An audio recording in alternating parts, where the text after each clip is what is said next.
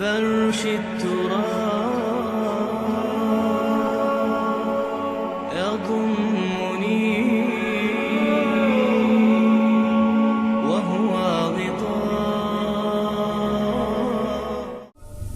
کوئی شخص یقین کے ساتھ نہیں کہہ سکتا کہ اب حالات کا کیا رخ ہوگا، اس لیے کہ ظاہر بات ہے قرآن مجید میں مستقبل کے بارے میں خود حضور سے کہلوایا گیا، وَإِنْ أَدْرِي أَقَرِيبٌ أَمْ بَعِيدٌ مَا تُوعَدُونَ. لوگوں مجھے معلوم نہیں ہے کہ جس بات کی تمہیں خبر دی جا رہی ہے وہ قریب آ چکا ہے یا دور ہے. وَإِنْ أَدْرِي لَعَلَّهُ فِتْنَةٌ لَكُمْ وَمَتَاعٌ إِلَىٰ حِينٍ.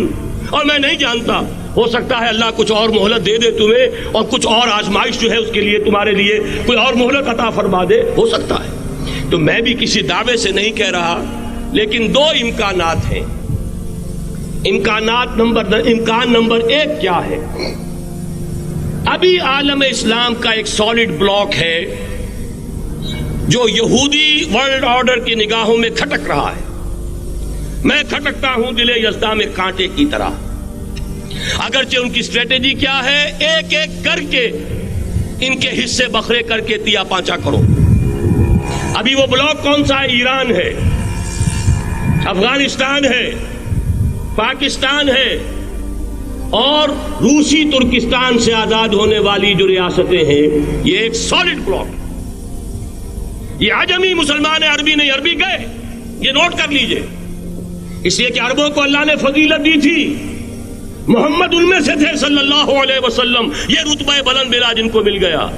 لیکن ساتھ ہی اللہ نے دھمکی بھی دے دی تھی سورہ محمد میں، ان تتولوا یستبدل قوما غیرکم. اگر تم پیٹھ دکھا دو گے اس مشن کو جو ہم نے تمہارے حوالے کیا ہے، تمہیں ہٹائیں گے، کسی اور کو لے آئیں گے. اور یہ بات ہو چکی ہے 13ویں صدی عیسوی میں. 1258 میں جب سقوط بغداد ہوا ہے، عربوں کے ہاتھ سے عالم اسلام کی قیادت چھین لی گئی، معزول کر دیا. اس کے بعد قیادت کن کے ہاتھوں میں آئی؟ ترکوں کے ہاتھ میں. ترکان تیموری ہندوستان میں، ترکان صفوی ایران میں، ترکان سلجوقی مڈل ایسٹ میں، اور ترکان عثمانی کا تو کہنا ہی کیا ہے.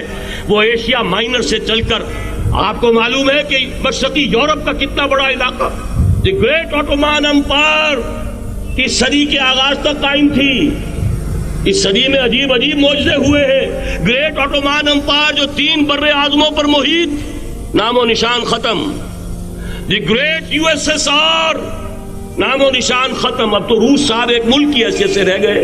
یہ اس صدی میں دو اور وقت نہیں ہے میں اور آپ کو کیا بتاؤں. اس صدی میں تو بڑے بڑے عجیب عجوبے ہوئے ہیں. بڑی 2 عظیم جنگیں ہو چکی ہیں، تیسری جو ہے سر پر کھڑی ہے، دور نہیں ہے، جس کو حدیث میں کہا گیا ہے الملحمۃ العظمیٰ، تاریخ انسانی کی عظیم ترین جنگ. اور وہی صلیبی جنگ جس کا آغاز بوسنیا سے ہو چکا ہے. بہرحال اس وقت جو میں کہہ رہا تھا، ورنہ میرے پاس تو یعنی یہ کہ درد دل کہنے کے لیے وقت نہیں ہے، مجھے اپنی بات کو محدود کرنا پڑ رہا ہے. لیکن میں اب آ رہا ہوں اصل موضوع کی طرف، کہ ایک امکان تو یہ ہے کہ اس بلاک میں اسلام کا احیاء ہو، اور اس کے لیے کچھ نویدیں بھی موجود ہیں احادیث نبویہ میں. وہ تو آپ نے سنا ہوگا اقبال کا شعر، میرے عرب کو آئی ٹھنڈی ہوا جہاں سے، میرا وطن وہی ہے، میرا وطن وہی ہے. حدیث میں آتا ہے یخرج ناس من المشرق یؤتون للمہدی، یعنی سلطان ہی. مشرق سے فوجیں نکلیں گی یہ جو کہ مہدی کی حکومت قائم کریں گی، اور یہ ہوں گے حضرت فاطمہ کی نسل ہی سے رضی اللہ تعالی عنہا. لیکن عالم عرب کے اندر پھر ایک طاقت بن کر ابھریں گے، باطل کی قوتوں کے خلاف جہاد کریں گے. لیکن ان کو مدد آئے گی 2 طرف سے.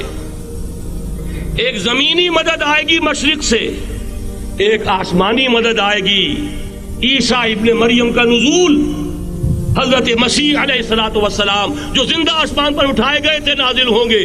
اور در حقیقت ان 2 مددوں کے نتیجے میں پھر یہود کا قلعہ قمع ہوگا، اور یہی گریٹر اسرائیل ان کا گریٹر گریو یارڈ بن کر رہے گا، عظیم تر قبرستان بن کر رہے گا. اس کی بڑی واضح حدیثیں موجود ہیں، اس کی بڑی تفصیلی خبریں موجود ہیں. یہ احادیث کی کتب کے اندر بدقسمتی سے ہماری اس کی طرف توجہ نہیں. ایک تو یہ ہو سکتا ہے. اسی طریقے سے ایک اور حدیث ہے، یخرج من خراسان رایات سود اور یہ مسلم شریف کی روایت ہے، نوٹ کیجئے گا، نہیں ترمذی شریف کی روایت ہے، یخرج من خراسان آیات سود لا یردها شیء حتی تنصب بإیلیا. اور خراسان حضور کے زمانے میں آج کے افغانستان کا نام تھا. جتنا خون یہاں پر خلوص کے ساتھ دیا گیا ہے اس کی مقدار بھی کم نہیں ہے. یہاں سے خیر برآمد ہوگا. اور دوسری بات اپنے بارے میں نوٹ کر لیجئے، یہ پاکستان، بچا کھچا Pakistan, what remains of Pakistan, یہ اصل میں ہے کیا؟ مولانا بہت خوبصورت انداز میں فرما رہے تھے، یہ 313 نہیں تھے، اسلام تھا. اسی طرح نوٹ کیجئے، پاکستان نہیں ہے، 4 صدیوں کی تجدیدی مساعی کا حاصل ہے. آپ نے کبھی نوٹ کیا ختم نبوت کے بعد اب سب سے اونچا منصب کس کا ہے؟ مجددین. سنن ابی داؤد کی روایت، ان اللہ یبعث فی هذه الامہ علی راس کل 100 عام من یجدد لها دینها. اور نوٹ کیجئے کوئی بات ہے، 1000 برس تک سارے مجدد عالم عرب میں پیدا ہوئے. جیسے ہی دوسرا 1000 سال شروع ہوا، الف ثانی کا مجدد اعظم شیخ احمد سرہندی کہاں تھا؟ صنم خانہ ہند میں حاضر ہوا. میں شیخ مجدد کی لحد پر، وہ خاک کے ہے زیر فلک مطلع انوار، گردن نہ جھکی جس کی جہانگیر کے آگے، جس کے نفس گرم سے ہے گرمی اعراض. وہ پھر 12ویں صدی کا مجدد اعظم امام الہند شاہ ولی اللہ دہلوی، 13ویں صدی کا مجدد اعظم سید احمد بریلوی، اس کے خون کا امین اور اس کے ساتھ کے شہداء کے خون کا امین، ان کے جسموں کا امین آپ کا خطہ ہزارہ، آپ کا خطہ سوات، اس میں ان کی جانیں ہیں جو دی گئی ہیں. اور وہ نہایت میں آپ سے عرض کر دوں، دور صحابہ کے بعد اتنا خالص اسلامی جہاد پوری مسلمان تاریخ میں نہیں ملے گا جتنا وہ تحریک شہیدین کا. 14ویں صدی ہجری میں شیخ الہند جیسا مجاہد اعظم کہ انگریز نے گرفتار کر کے قید بھی کیا ہے، تو کہاں؟ ہندوستان میں نہیں، کہاں؟ جزیرہ سائرس، کیا نام تھا؟ مالٹا، جزیرہ مالٹا بحر روم میں. اقبال کے نفس سے ہے لالے کی آگ تیز، ایسے غزل سرا کو چمن سے نکال دو. کہیں ہندوستان کی کسی جیل میں ہوا تو شاید اس کے نفس کی گرمی ہی سے کوئی حرارت پیدا ہو جائے. اور اسی صدی میں 14ویں صدی ہجری میں اقبال جیسا مفکر، اسی 14ویں صدی ہجری میں مودودی جیسا مصنف، اسی 14ویں صدی ہجری میں مولانا الیاس جیسا مبلغ رحمہم اللہ، عظیم شخصیتیں. آج پورے عالم اسلام میں آپ کو تبلیغی دوست ملیں گے. یہ کہاں سے شروع ہوئی تحریک؟ دہلی کی ایک چھوٹی سی مسجد سے.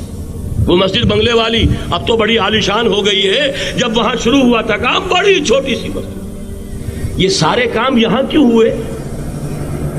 پورا عالم اسلام آزاد ہوا، کہیں نعرہ اسلام کا نہیں لگا، کہیں عرب قومیت پر، کہیں کسی اور عصبیت پر تحریکیں چلی ہیں. صرف تحریک پاکستان تھی کہ پاکستان کا مطلب کیا؟ لا الہ الا اللہ. کوئی سبب ہے کہ یہاں قرارداد مقاصد پاس ہوئی، حاکمیت اللہ کی ہے کہ اکبر نام لیتا ہے خدا کا اس زمانے میں.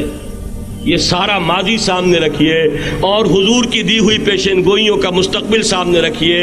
ان دونوں سے ثابت ہوتا ہے اس خطہ ارضی سے کچھ ہونا ہے.